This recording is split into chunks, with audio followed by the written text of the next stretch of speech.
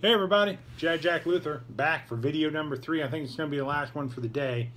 So I wanted to go out on a high note. I wanted to do, a big feature. And I can't think of anything bigger than what's right over here off screen. You can't see it. It's going to come in, fill the whole screen up. It's big. So I want to give you a story really quickly. It's December 1982. My mom had saved up a lot of money to go buy me the Millennium Falcon from the Empire Strikes Back set. She knew it was a vehicle I liked, I wanted it, I would love to have it, and it was going to be the Santa Claus gift. In other words, Christmas morning, come downstairs, under the tree, there's the Falcon. She goes to a store, and they're sold out. And she's not, she's with my brother, so my brother I don't think is going to drive her all over the place. She only had one shot at this, and the store was sold out. And she started panicking. What am I going to do? What am I going to do? I got to give him something under the tree. It's got to be Star Wars. Lady pointed over to a shelf of other vehicles and said, well, what about that vehicle? It's a vehicle. It holds a bunch of, you put figures in it. She's like, what figures go in it? She's like, well, these figures. And she pointed to the end cap full of, carded Star Wars figures. My mom picked it up, bought a bunch of figures, got it home. Christmas morning, I come downstairs. I didn't get the Falcon, but what I got, in my opinion, was much better. I got the toy that everyone else didn't get for Christmas. And here it is. And to this day, this is one of my favorite Star Wars pieces. I like my Falcon, don't get me wrong, but this is hard to beat. This, my friends, is the Rebel Transport from the Empire Strikes Back. This was under the Christmas tree. Well, not this one. That one's long gone. But this vehicle was under the Christmas tree Christmas morning. It blew my mind how big it was. Now I'm 43. I'm a lot bigger than I was when I was back then. 82, I was about 10. So as a 10-year-old, this thing was monstrous. Could not believe Mom had picked this up. To this day, my mom thinks she still failed on that level. And I keep telling her, you don't realize you actually did something pretty good. Because a lot of kids probably got the Millennium Falcon, but not a lot of kids got this vehicle. And in my mind, the play value on this one was just as high. And that could just be me, but I am endeared to this. This one actually was bought back when we first moved up here in March. Back up to North Carolina, went to the fair. This guy was selling it. He had everything. He had the box, he had the labels, he had the instruction sheet. All the pieces are there, including the mask and the gas masks and the backpacks that come with it. So let's crack this thing open. You undo. Now, if you watch the movie, this piece right here is on the back. But they had to put it here in the middle to clamp the whole thing together. It's just way too big. Without something to clamp it together, it just would fall apart. So we pop that and pop our tabs. And here we go. We're going to lift this up. Set that shell over there.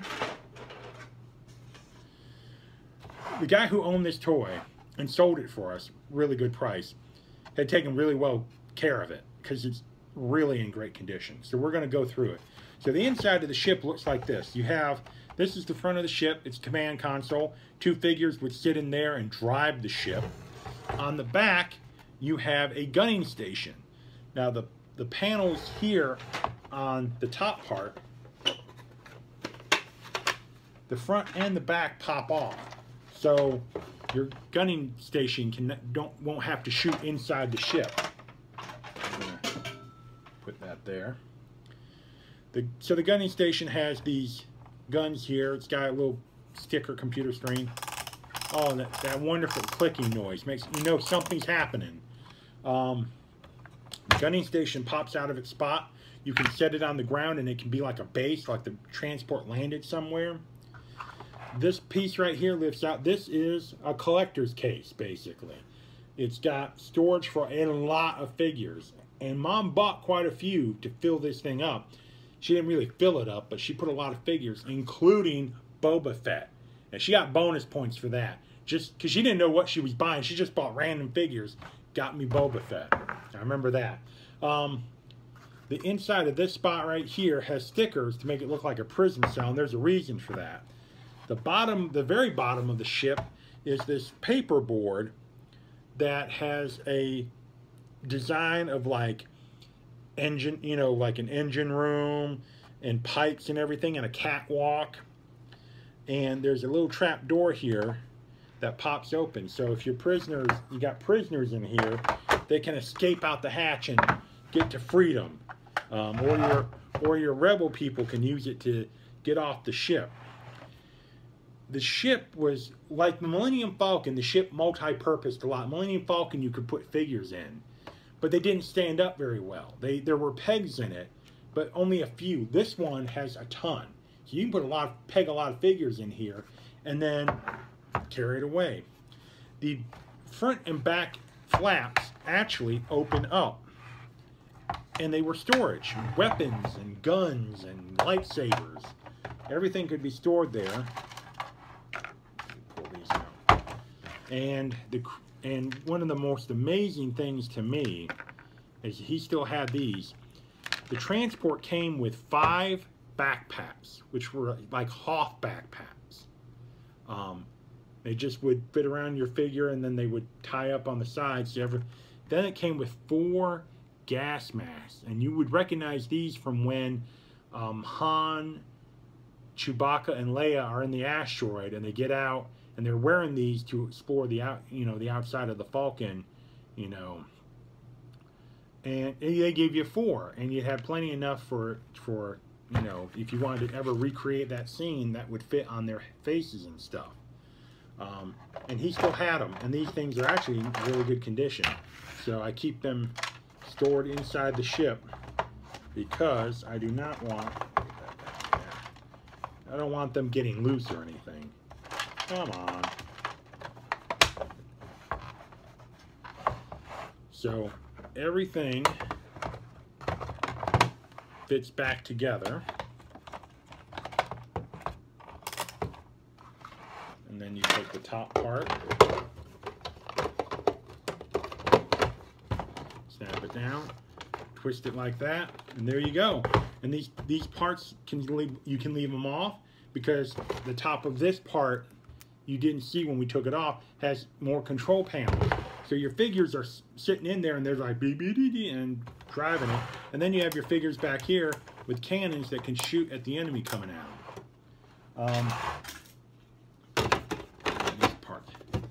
So like I said, this one ended up being, trying to get all the pieces back,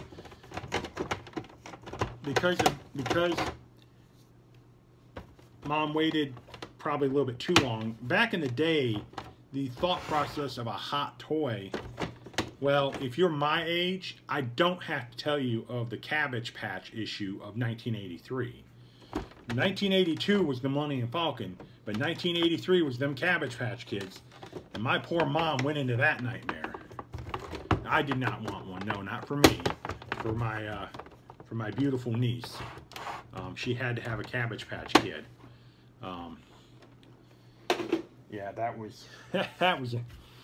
But that to the day, that's my favorite toy. My wife bought me that at the flea market. She said, "You're never going to find this in this kind of condition, complete with everything, including the box." And the box is in really good shape. For the amount of money, he only wanted 60 bucks. And in my opinion, that's more than a fair price. He could have gotten probably $80 to $90 for it with everything. But I think he probably didn't realize that people at flea market probably wouldn't be carrying that kind of money with them.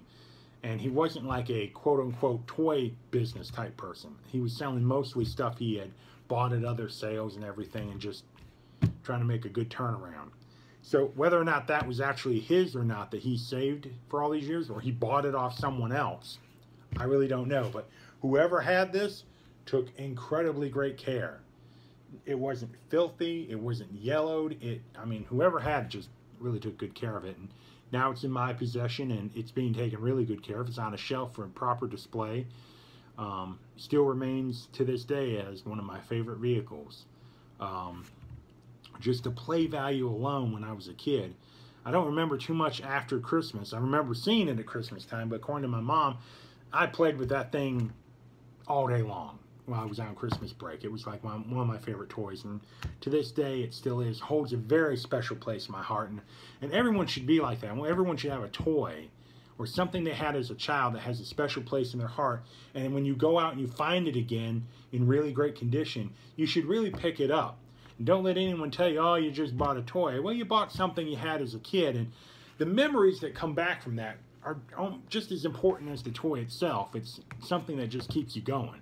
And to me, that's just probably one of the greatest Star Wars toys I have ever owned. So for What's in the Box, this has been a What's in the Box toy review. We went back to 1982 to look at this thing, and fantastic. So that'll be it for today. I made 3 videos. Tomorrow morning, I'll probably make a few more. We'll try and catch you up on what happened, on stuff that happened while I've been on hiatus for a bit. I've been trying to do the best I can, but we've had a few bumps in the roads, but we're doing good. So we're going to get back up and running here.